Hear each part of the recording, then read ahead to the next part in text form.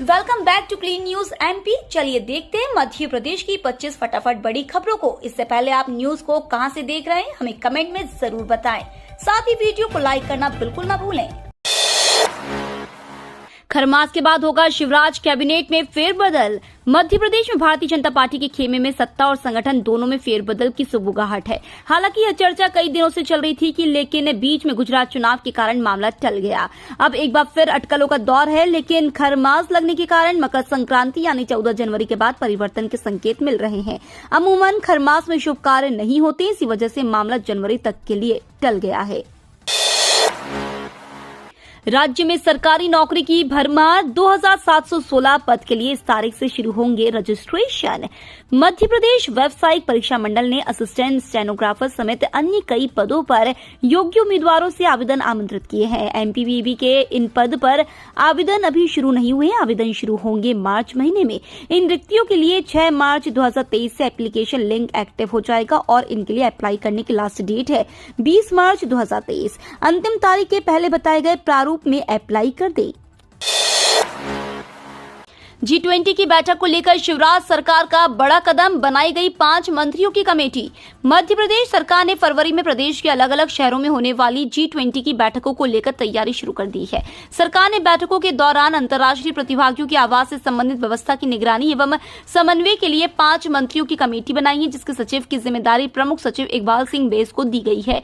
नरोत्तम मिश्रा, गोपाल भार्गव, भूपेंद्र सिंह, ओम प्रकाश सकलेचा, उषा ठाकुर को शामिल कर बनाई गई आवास से संबंधित व्यवस्था कमेटी के सचिव की जिम्मेदारी प्रदेश के प्रमुख सचिव इकबाल सिंह बेस को दी गई है। ये कमेटी के विचार विमर्श और निर्णयों को लागू करने पर अमल करेंगे। सीएम राइज योजना द्वारा आएगा शिक्षा की गुणवत्ता में सुधार। मध्य प्रदेश सरकार द्वारा भारत सरकार की नई शिक्षा पॉलिसी के तहत आधुनिक शिक्षा को बढ़ावा देने के लिए और शिक्षा की गुणवत्ता में सुधार करने हेतु सीएम राइज योजना की शुरुआत की गई है।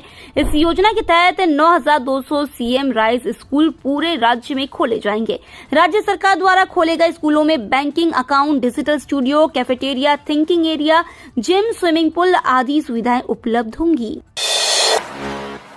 शाहरुख दीपिका की फिल्म पठान के खिलाफ हिंदू और मुस्लिम दोनों भड़के, रिलीज पर रोक की मांग तेज। शाहरुख खान और दीपिका पादुकोण की आगामी फिल्म पठान को लेकर विरोध बढ़ता जा रहा है।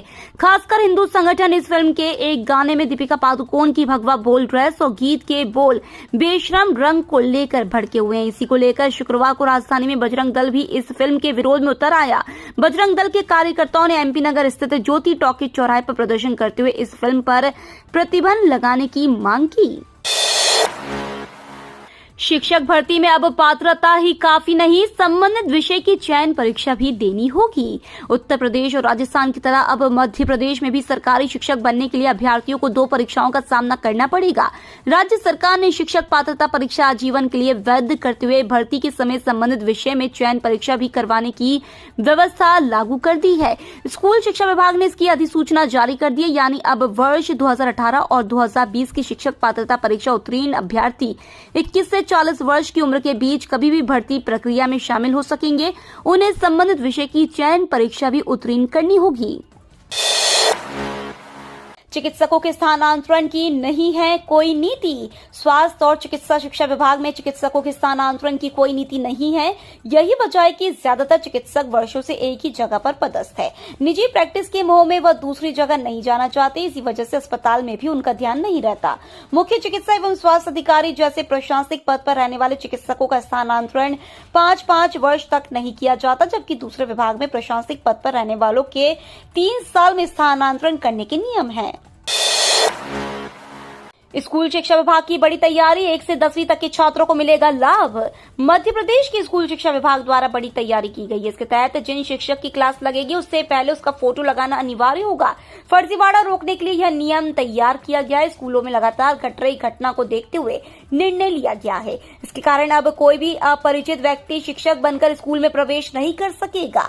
सरकार के इस नियम से एक तरफ जहां स्कूल में बच्चे सुरक्षित रहेंगे, दूसरी तरफ स्कूल में बाहरी व्यक्तियों का प्रवेश रुकेगा। साथ ही स्कूल के अंदर पढ़ाने वाले शिक्षकों का भी पर्दाफाश हो सकेगा। ऑनलाइन गेम्स पर नियंत्रण के लिए मध्य प्रदेश सरकार ने बनाई टास्क फोर्स। मध्य प्रदेश में ऑनलाइन गेम के नाम पर गैम्बलिंग की रोकथाम और नियंत्रण के लिए सरकार ने टास्क फोर्स का गठन किया है। अपर मुख्य सचिव गृह डॉक्टर राजेश राजौरा की अध्यक्षता में गठित टास्क फोर्स विभिन्न न्यायालयों द्वारा दिए निर्देश, वैधानिक स्थिति और तकनीकी पहलुओं का परीक्षण करके सरकार को अनुशंसा करेगी। समिति में प्रमुख सचिव, विधि संचालक, लोक अभियोजन, अतिरिक्त पुलिस महानिदेशक सीआईडी और मध्य प्रदेश भवन प्रबंध संचालक, राज्य इलेक्ट्रॉनिक्स विकास निगम और गृह सचिव को सदस्य बनाया है। मध्य प्रदेश के नाम बड़ी उपलब्धि, देश भर में हासिल किया प्रथम स्थान, सीएम शिवराज ने दी बधाई। मध्य प्रदेश ने एक बार फिर से बड़ी उपलब्धि हासिल की है। राष्ट्रीय गुड गवर्नेंस इंडेक्स में मध्य प्रदेश को अव्वल स्थान प्राप्त हुआ है।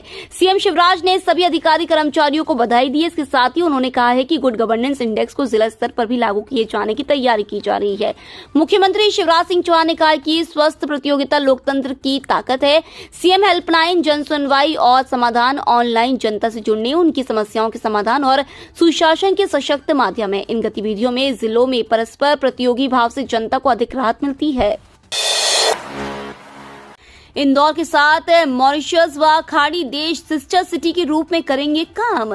जनवरी में होने जा रहे एनआरआई सम्मेलन में मॉरिशस से लगभग 400 प्रवासी भारतीय इंदौर आएंगे। इसमें वहां के व्यापारी, सरकार में पदस्थ अधिकारी शामिल है। यह समूह सम्मेलन के दौरान मध्य प्रदेश सरकार व इंदौर शहर के साथ एक अनुबंध कर सिस्टर सिटी के रूप में काम करेगा। इस अनुबंध के तहत मॉरिशस के प्रवासी भारतीय इंदौर सहित मध्य प्रदेश पर्यटन के विकास में सहयोग करेंगे। ईवीएम से होंगे सरपंच के चुनाव, विकास खंड पर होगी गिनती। जिले में पंचायतों के आम चुनाव और उपनिर्वाचन जनवरी में होंगे। अधिसूचना जारी होने के बाद नामांकन की प्रक्रिया शुरू हो चुकी है। जिले के चारों विकास खंड की 32 पंचायतों में चुनाव होंगे। इसमें 132 पंचों का चुनाव होना है। वहीं 4 पंचायतों में सरपंच के भी चुनाव होंगे। इस बार सरपंच के चुनाव ईवीएम से होंगे और पंचों के बैलेट पेपर से चुनाव होंगे। पंचायत चुनाव के लिए रिटर्निंग अधिकारियों की नियुक्ति की जा चुकी है। प्राथमिक शिक्षक भर्ती परीक्षा के उम्मीदवार को राहत, हाई कोर्ट ने मांग को दी मंजूरी। मध्य प्रदेश के युवाओं के लिए बड़ी खबर है। दरअसल मध्य प्रदेश में 18,000 से अधिक पदों पर प्राथमिक शिक्षक भर्ती प्रक्रिया आयोजित की जा रही है। इसी बीच हाई कोर्ट ने उम्मीदवारों को राहत दी है। हाई कोर्ट ने स्कूल शिक्षा विभाग को निर्देश देते हुए कहा है कि प्राथमिक शिक्षक भर्ती के लिए उम्मीदवारों के 50% प्राप्तांक की शर्तें अनिवार्य नहीं है। एमपी में सरकारी नौकरी पाने का सुनहरा मौका, इन पदों पर निकली भर्ती। मध्य प्रदेश में युवाओं के लिए सरकारी नौकरी पाने का सुनहरा मौका है। राष्ट्रीय स्वास्थ्य मिशन मध्य प्रदेश ने डिविजनल बायोमेडिकल इंजीनियर के पद पर भर्ती के लिए ऑनलाइन आवेदन आमंत्रित किए। ऑनलाइन आवेदन की लिंक दिनांक 23 दिसंबर 2022 को एसएमएस पोर्टल पर ओपन की जाएगी। रिक्तियों के लिए आवेदन करने की अंतिम तिथि 20 जनवरी 2022 है। जल्द शुरू होगा ट्रैक पर पटरी बिछाने का कार्य। ट्रायल में चलाई जाएगी 3 कोच वाली ट्रेन। इंदौर शहर में मेट्रो का काम काफी तेजी से पूरा किया जा रहा है। कहा जा रहा है कि अगले महीने तक इंदौर में कोलकाता की कंपनी पटरी बिछाने का काम शुरू कर देगी, क्योंकि अगले साल जुलाई से पहले मेट्रो को शुरू किया जाएगा। इसके लिए इसके पहले चरण का काम तेजी से पूरा किया जा रहा है। बताया जा रहा है कि अगले माह से इंदौर में ट्रायल रन के लिए 3 कोच वाली ट्रेन मेट्रो पटरी पर चलाई जाएगी। इसके लिए फ्रांस की ऑलस्ट्रॉम कंपनी को ठेका दिया गया है। पहली बार सरकारी स्कूल के विद्यार्थियों ने किया बॉटनिकल सर्वे, पेड़ों पर लगाया क्यूआर कोड। राजधानी में पहली बार सरकारी स्कूल के विद्यार्थियों ने परिसर में बॉटनिकल सर्वे किया। अब पेड़ों पर क्यूआर कोड लगाए जा रहे हैं। ऐसा करने वाला सीएम राइस शासकीय महात्मा गांधी उच्चतर माध्यमिक विद्यालय है। इस शाला के विद्यार्थियों ने यह कदम पर्यावरण को बचाने और पेड़ों के बारे में जानने के उद्देश्य से उठाया है। क्यूआर कोड लगाने से पेड़ों की प्रजाति की पहचान की जा सकेगी। विद्यार्थियों को यह प्रेरणा विज्ञान की शिक्षिका डॉक्टर अर्चना शुक्ला से मिली। सर्वे करने वालों में 9वीं व 11वीं के 35 विद्यार्थी शामिल हैं। सर्वे के लिए विद्यालय परिसर को 3 जोन में बांटा था। सर्वे में 1028 पेड़ मिले हैं, जिनमें 34 प्रजाति के 521 पेड़ हैं। इनकम टैक्स में राहत की उम्मीद। सैलरीड क्लास की पहली और सबसे बड़ी डिमांड टैक्स छूट को लेकर होती है। करोड़ों नौकरी पेशा की तरफ से लंबे समय से 2.5 लाख रुपए की बेसिक छूट का दायरा बढ़ाने की मांग की जा रही है। एक्सपर्ट ने पिछली बार भी बेसिक छूट का दायरा बढ़ाने की उम्मीद जताई थी, लेकिन इस बार यह पूरी उम्मीद है कि वित्त मंत्री नौकरी पेशा के हक में ऐलान करेगी। फाइनेंस मिनिस्टर बेसिक छूट को 2.5 लाख से बढ़ाकर 3 लाख रुपए तक कर सकती है। विजय दिवस पर आरएसएस की शाखाओं में स्वयं सेवकों ने लगाए दंड प्रहार। राष्ट्रीय स्वयंसेवक संघ की शाखाओं पर स्वयं सेवकों ने कल दंड प्रहार का आयोजन किया। यह कार्यक्रम विजय दिवस के उपलक्ष्य में आयोजित किया गया। गौरतलब है कि 16 दिसंबर 1971 के दिन भारत पाकिस्तान के युद्ध के दौरान भारत को ऐतिहासिक सफलता मिली थी और पाकिस्तान के लगभग 93,000 सैनिकों को भारतीय सैनिकों के सामने समर्पण करना पड़ा था। इसी विजय को याद करते हुए राष्ट्रीय स्वयंसेवक संघ पिछले कई वर्षों से दंड प्रहार का आयोजन कर रहा है। पीसीसी अध्यक्ष कमलनाथ के निर्देश पर आज 17 दिसंबर को सागर का दौरा करेंगे दिग्विजय सिंह। मध्य प्रदेश कांग्रेस कमेटी के अध्यक्ष एवं पूर्व मुख्यमंत्री कमलनाथ के निर्देश पर राज्यसभा सांसद दिग्विजय सिंह आज 17 दिसंबर को सागर जिले का दौरा करेंगे। उनके साथ अधिवक्ता शशांक शेखर के नेतृत्व में वकीलों का एक दल भी सागर जाएगा। दिग्विजय सिंह सागर जिले में विभिन्न स्थानों पर कांग्रेस के कार्यकर्ताओं पर हुए अत्याचार, उनके खिलाफ दर्ज किए गए झूठे मुकदमे और अन्य अत्याचार का जमीनी मुआयना करेंगे और उन्हें हर संभव मदद देने के लिए कार्रवाई शुरू करेंगे। वे पीड़ित कांग्रेस कार्यकर्ताओं के परिवारों से मुलाकात करेंगे। कुछ ऐसा होगा देश का अगला बजट, वित्त मंत्री निर्मला सीतारमण ने बताया। वित्त मंत्री निर्मला सीतारमण ने शुक्रवार को इस बात का संकेत दिया कि उनका आगामी बजट कैसा होगा। उन्होंने कहा कि आने वाला बजट सार्वजनिक व्यय के दम पर विकास को गति देना जारी रखेगा। उन्होंने कहा कि यह पहले के बजट की अहम बातों का पालन करेगा। सीतारमण अप्रैल से शुरू होने वाले वित्तीय वर्ष के लिए 1 फरवरी को अपना लगातार 5वां बजट पेश करने वाली हैं। एमपी में अब पड़ेगी कड़ाके की सर्दी, भोपाल से ज्यादा ग्वालियर में ठंड। एमपी के कई जिलों में रात का तापमान सामान्य से ऊपर बना हुआ है। राजधानी भोपाल में बारिश थमने के बाद भी तापमान में कमी नहीं आई है। मौसम विभाग के अनुसार जल्द ही न्यूनतम तापमान में गिरावट देखी जाएगी, क्योंकि राज्य के कुछ स्थानों पर रिकॉर्ड बारिश हुई है। मौसम विभाग ने अपने पूर्वानुमान में बताया कि आसमान साफ और मौसम शुष्क रहेगा। दिन में अधिकतम तापमान 28 डिग्री सेल्सियस रहेगा। इसके साथ ही न्यूनतम तापमान 14 डिग्री सेल्सियस रहने का पूर्वानुमान है। हवा की औसत गति 14 किलोमीटर प्रति घंटा रहने का पूर्वानुमान है। किसानों को मिलेगा न्यू ईयर गिफ्ट, खाते में भेजे जाएंगे रुपए। प्रधानमंत्री किसान सम्मान निधि योजना के तहत किसानों को 6,000 रुपए की सालाना आर्थिक मदद दी जाती है। ये राशि किसानों के खाते में हर 4 महीने के अंतराल पर 3 किश्तों में 2-2 हजार रुपए भेजी जाती है। लेटेस्ट अपडेट के मुताबिक किसानों के खाते में अब 12 किश्तें भेजी जा चुकी हैं। न्यू ईयर गिफ्ट के तौर पर 13वीं किश्त किसानों के खाते में जनवरी महीने के शुरुआती दिनों में की जा सकती है। तीसरे दिन का खेल खत्म होने तक बांग्लादेश का स्कोर 42-0। भारत के पास 471 रन की बढ़त। भारत और बांग्लादेश के बीच 2 मैचों की टेस्ट सीरीज का पहला मुकाबला चट्टग्राम में खेला जा रहा है। तीसरे दिन का खेल खत्म हो चुका है। भारत ने पहली पारी में 404 रन बनाए थे। इसके जवाब में बांग्लादेश की टीम ने 150 रन पर सिमट गई। भारत ने दूसरी पारी 258 रन बनाकर घोषित की और बांग्लादेश के सामने 513 रन का लक्ष्य रखा। इसके जवाब में बांग्लादेश ने बिना कोई विकेट खोए 42 रन बना लिए हैं। भारत के पास 471 रन की बढ़त है और उसे जीत के लिए 10 विकेट की जरूरत है। मैच में 2 दिन का खेल बचा हुआ है।